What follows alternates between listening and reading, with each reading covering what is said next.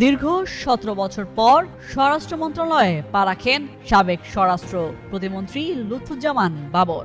এ সময় চেয়ার থেকে উঠে তাকে স্যার স্যার বলে সম্বোধন করেন স্বরাষ্ট্র উপদেষ্টা অবসরপ্রাপ্ত লেফটেন্যান্ট জেনারেল জাহাঙ্গীর আলম চৌধুরী। অপ্রত্যাশিত এই সাক্ষাৎকে আলোচনার কেন্দ্রে নিয়ে যায় এই মুহূর্ত। এই ভিডিও সামাজিক যোগাযোগ মাধ্যমে ছড়িয়ে পড়তেই শুরু হয় তোলপাড়। প্রশ্ন ওঠে, বাবরকে কেন স্যার ডাকলেন স্বরাষ্ট্র উপদেষ্টা?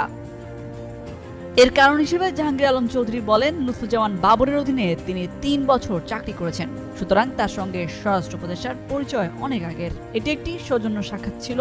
আলোচনায় তারেক রহমানের ফিরে আসা সহ তাদের পারিবারিক বিভিন্ন বিষয়ে কথা হয় বলে জানান এই উপদেষ্টা।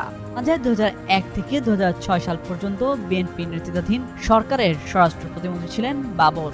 এর মধ্যে ২০০৩ সালে ২১ জানুয়ারি থেকে ২০০৬ সালের ১৮ ফেব্রুয়ারি পর্যন্ত তৎকালীন দেশের সীমান্তরক্ষী বাহিনী বাংলাদেশ রাইফেলসের প্রধানের দায়িত্ব পালন করেন জাহাঙ্গীর আলম। সেই সুবাদেই তাকে স্যার বলেই সম্বোধন করেন স্বরাষ্ট্র উপদেষ্টা। এদিকে রোববার বিকেল ৪টা ২২ দিকে স্বরাষ্ট্র উপদেষ্টা জাহাঙ্গীর আলম চৌধুরীর সঙ্গে সৌজন্য সাক্ষাৎ করেন বাবর। বৈঠক শেষে সাংবাদিকদের বাবর বলেন, তারেক রহমানের ফেরার বিষয়ে স্বরাষ্ট্র উপদেষ্টার সঙ্গে কথা হয়েছে।